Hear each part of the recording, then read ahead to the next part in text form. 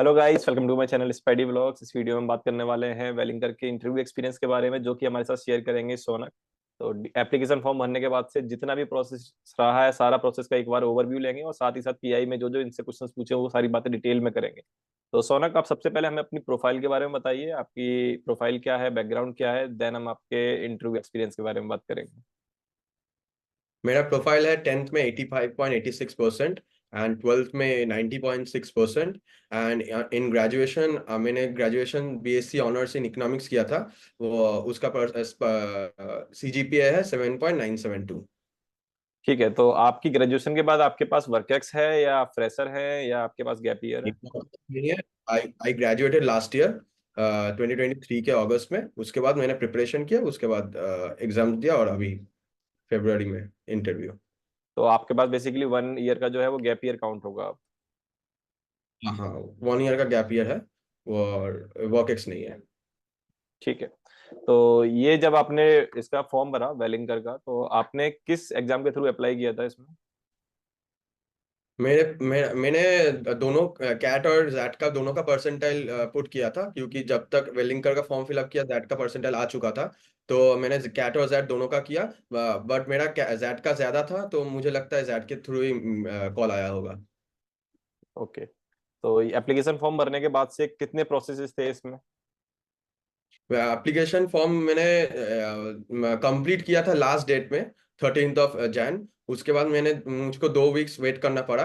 25th और 26th को मुझे मेल आया कि I am shortlisted for the interview, and for that I need to first fill up a PIQ, a personal pre interview questionnaire, and after that I have to write some descriptive essays. तो pre interview questionnaire का भी slot और date दिया हुआ था, वो 2 था। उसके पहले एक हफ्ता मुझे मिला टिल 3rd February वो फिलअप करने के लिए डिस्क्रिप्टिव एसेज। वो डिस्क्रिप्टिव एसेज में क्वेश्चंस था जैसे कि why do want to do an MBA, tell me about your 3 strengths and 3 weaknesses, what do you think about sustainable development, mention 2 technologies that you think are going to be in use in within next 5 years, and basic HR बहुत questions कुछ थे। था, बहुत basic HR questions उधर ही cover किया हुआ था। और PIQ एक्चुअली एक साइकोमेट्रिक टेस्ट था, जहां पर I got 60 minutes and I got 60 questions. And उधर और जैसा साइकोमेट्रिक टेस्ट होता है, दो या चार सेंटेंस ही ऑल्टरनेटिवली आता था। तो I had to choose that. मुझे 60 मिनट्स लगा नहीं था, 45 मिनट्स में मेरा कंप्लीट हो गया था। ठीक है, इन सब और प्रोसेस के उसके बाद बाद मुझे हाँ, उसके बाद मुझे नोटिफाई कर दिया गया था कि मेरा ऑफलाइन इंटरव्यू होगा। और मैं क्योंकि कोलकाता से बिलोंग करता हूँ, तो कोलकाता एकदम लास्ट में है, 25th of February। तो उसका मुझे पता था कि फरवरी का 25th को मुझे स्लॉट मिलेगा। तो उसके बाद मुझे उधर डैशबोर्ड में ही मुझे पता चल गया था मुझे कब रिपोर्ट करना है, कहाँ वेन्यू है। उधर एडमिट कार्ड का डाउनलोड का लिंक भी मिल गया था, तो मैंने डाउनलोड करके रखा था। तो मेरा वेन्यू था टेक्नो इंडिया यूनिवर्सिटी, जो सॉल्ट लेक में है, कोलकाता में। और मेरा रिपोर्टिंग टाइम था 8:15 बजे। तो मैं उधर 7 पौने 8 बजे पहुंच गया था। और पहुंचते ही आई आपका I entered the venue. Timing तो मॉर्निंग का था, आपकी डेट क्या थी? मॉर्निंग का डेट था 25th of February। 25th of February, okay. तो सोनक, जब डी डे के दिन आप वहां पहुंचे तो आपके लिए उस दिन क्या क्या प्रोसेस थे? द वेन्यू एट 7:45, एंड 8:30 तक मेरा रजिस्ट्रेशन हो गया था। फिर around 8:45 I was directed to the presentation room. और 9:30 तक मुझे ग्रुप एक्टिविटी का रूम के सामने ले जाया गया था। 9:30 तक, ठीक है। तो फिर जब आपकी ग्रुप एक्टिविटी स्टार्ट हुई तो उसमें कितने मेंबर्स थे एक ग्रुप में, एंड आपके लिए क्या एक्टिविटी क्या थी? 12 मेंबर्स थे। ठीक है। हाँ, 12 मेंबर्स। एंड वो ग्रुप एक्टिविटी पूरा पूरा मैं नहीं कहूंगा कि पूरा GD था, क्योंकि उधर एक केस दिया गया था, सबको एक क्वेश्चन पेपर दिया गया था, उधर एक केस लिखा हुआ था, सेम ही था सबका।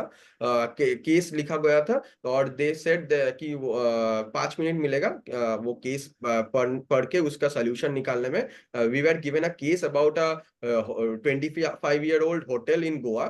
ठीक है। और उसका सडन डिक्लाइन इन टूरिस्ट हुआ था। So as a hmm. Expert, how would I identify what are the problems and what are the solutions that I can propose.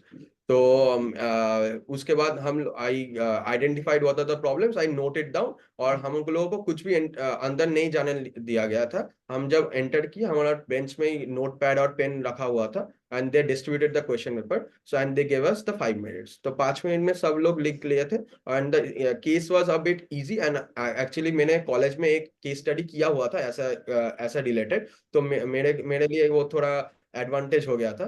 तो तो आपको सोनिक 5 मिनट उस चीज को स्टडी करने के लिए दिया गया था और नोट डाउन करने के लिए दिया गया था, राइट? एकदम एकदम 5 मिनट के बाद वो लोगों ने बेल बजाया। उसके बाद दे डायरेक्टेड कि तुम आपस में डिस्कस करो, you need not say anything to the panelist.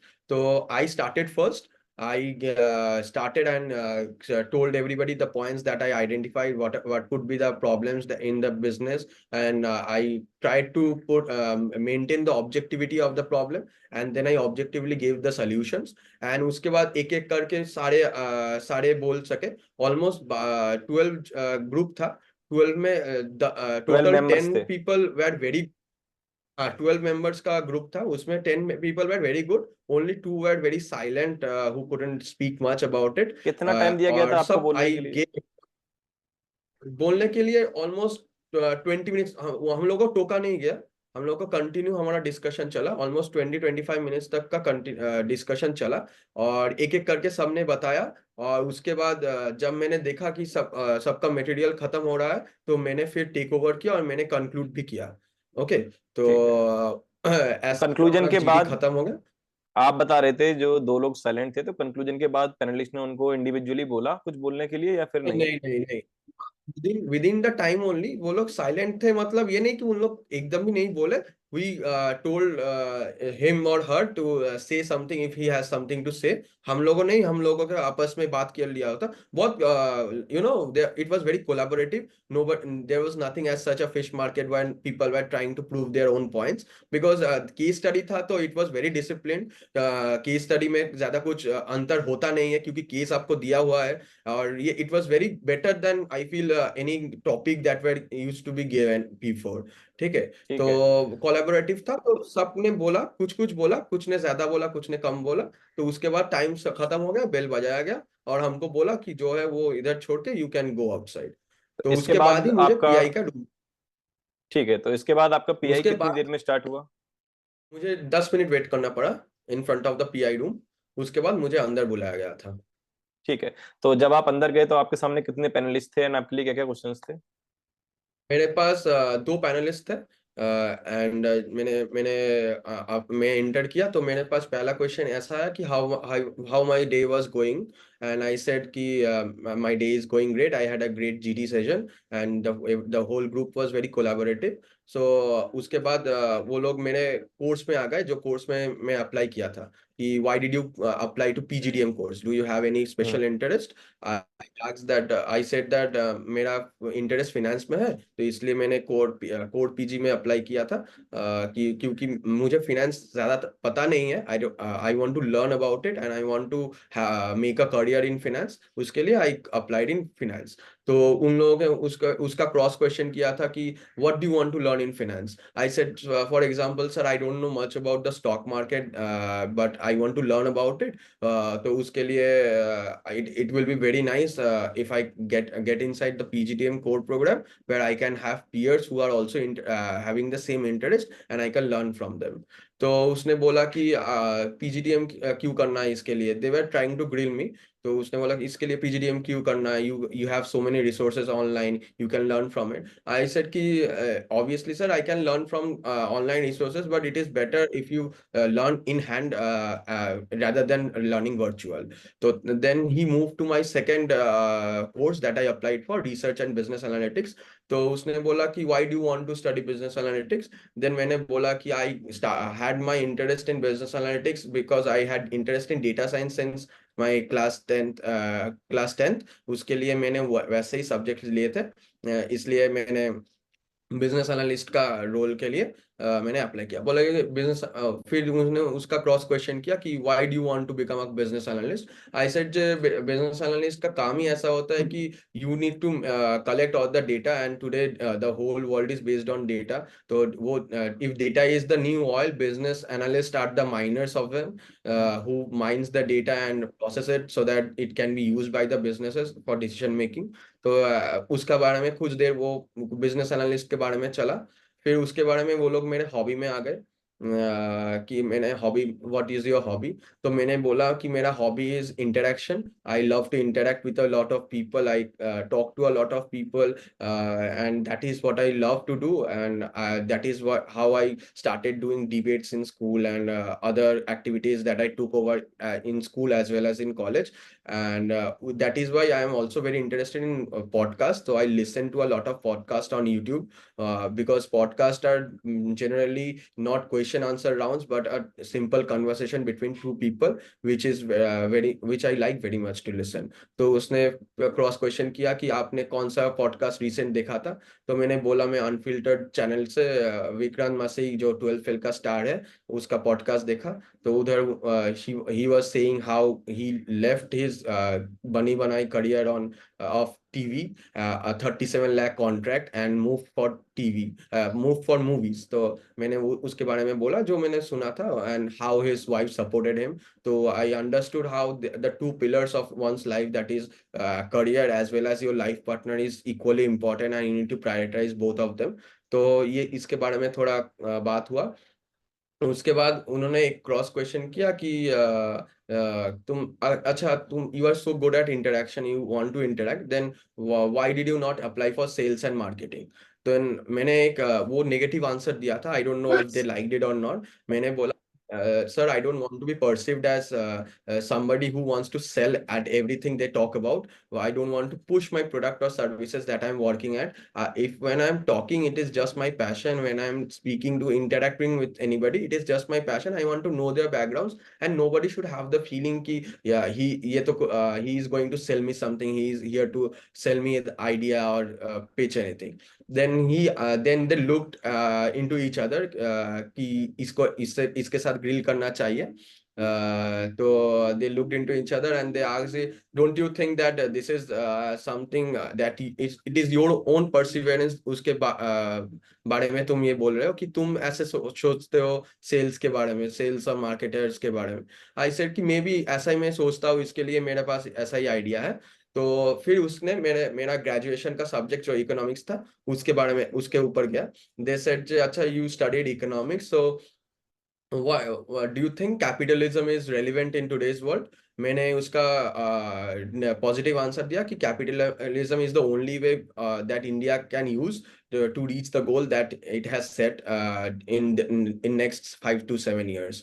तो बोला कि तो don't you think that nowadays capitalism is not that relevant, because जो in the things that are in practices are not true for capitalism। what do you think is the definition of capitalism। तो मैंने पहले उसका definition दिया।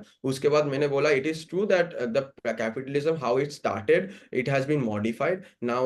We cannot exploit the laborers, there are fixed rules about laborers and how things are worked, but the idea that the main idea of capitalism is the person who is taking the most risk is going to get rewarded the most। तो उस principal से कोई हटा नहीं है। तो वो तो अभी जायज है, तो that is not the problem. तो ही सेड जो लेबरर्स हैं उसका भी तो रिस्क है। आई सेड कि यस, जो लेबरर्स है उसका रिस्क ऐसा है कि if he is using some heavy machineries, if he is going to do some work, उसका एक हेल्थ इश्यूज हो सकता है, उसका लाइफ इश्यूज हो सकता है। उसका तो सिक्योरिटी ऑलरेडी गवर्नमेंट रेगुलेशंस के अंडर होता ही है। लेकिन उससे कैपिटलिज्म से कोई दूर नहीं जाता है, क्योंकि कैपिटलिज्म का मेन जो डेफिनेशन है उससे उधर ये कुछ लिखा नहीं है। Then he again asked what you wrote about sustainable development। As I said, हमारा जो PI essay था उधर sustainable development क्या questions था। So मेरा क्या मानना था उसके बारे में। तो they asked अच्छा sustainable development के लिए तो firm is supposed to invest a lot, like donate something, he has his own department, he is paying a lot of people, so that is the loss of the firm। Then I answered कि a firm is set up to run businesses for decades। if we we do not exist ourselves, then the firm will be having nobody to sell his product और services. तो ये firm का ही फायदा है, क्योंकि अगर firm ये नहीं करेगा तो 2 साल के अंदर अगर सिविलाइजेशन फॉर सपोज खत्म हो जाएगा तो फर्म क्या ही रहेगा। तो वैसे तो नहीं हो सकता, तो उसके बारे में हमने आंसर किया। देन उसने फिर क्रॉस क्वेश्चन किया कि अगर इफ सस्टेनेबल डेवलपमेंट तो is diverting the forms from capitalism. तो मैंने फिर एक ऑब्जेक्टिव आंसर दिया एक लाइन का कि देखिए sir, in the definition of capitalism there is nothing as such कि we are suppose to suck out all the resources of the earth and use it at once. उधर ऐसा कुछ नहीं था। The main definition was there will be a group of firms and a group of households, and the households will be providing the factors of production, and the firms will be paying them for the factors of production, and the firms will be selling them the products and services। तो ऐसे मैंने जो मेरा theory था मेरा economics का, वो उसके बारे में मैंने बोला। तो दे अंडरस्टूड दैट कि मेरे पास कॉन्सेप्ट है। उस लोगों का एक्सप्रेशन देख के मुझे ऐसा लगा। तो ऐसा ही कन्वर्सेशन था। कोई जीके नहीं पूछा गया, कोई ज्यादा डीप एकेडमिक्स के बारे में भी नहीं पूछा गया। ऐसा ही प्रैक्टिकल नॉलेज और कॉन्सेप्ट के ऊपर ही क्वेश्चंस था। उसके बाद at the end of the interview they gave me, okay you have last 30 seconds of the interview if you want to say something. Then I said कि when I came to know about Wellinger when I was searching for B schools, and the best thing that I liked about Wellinger is it's so well informed website where you can find all kinds of information. And then I explored more about the school, and I feel now that I like this conversation. I'll be very fortunate if I get a chance to study there। तो they said thank you, and then मैंने thank you बोल के have a nice day बोल के I left the room। Okay, ये पूरा process तो था आपका इंटरव्यू का, कितनी देर चला था ये? मेरा प्रोसेस करीब करीब 30 मिनट्स तक चला था। 30 मिनट्स तक? काफी अच्छा इंटरेक्शन हुआ होगा हाँ फिर हाँ। तो। सोनक, काफी अच्छा लगा आपसे बात करके, आपका इंटरव्यू एक्सपीरियंस जान के। आई होप ये वीडियो वाले लोगों के भी काम आए। एंड गाइस, आप भी ऐसे ही हम्म। अपना इंटरव्यू एक्सपीरियंस हमारे साथ शेयर कर सकते हैं। आप मुझे डीएम कर सकते हैं इंस्टा पे या लिंक्डइन पे। बाकी ऐसी इन्फॉर्मेटिव वीडियोस के लिए गाइस हमारे चैनल को सब्सक्राइब कर लीजिए। वीडियो अगर अच्छी लगे तो लाइक एंड शेयर कीजिए।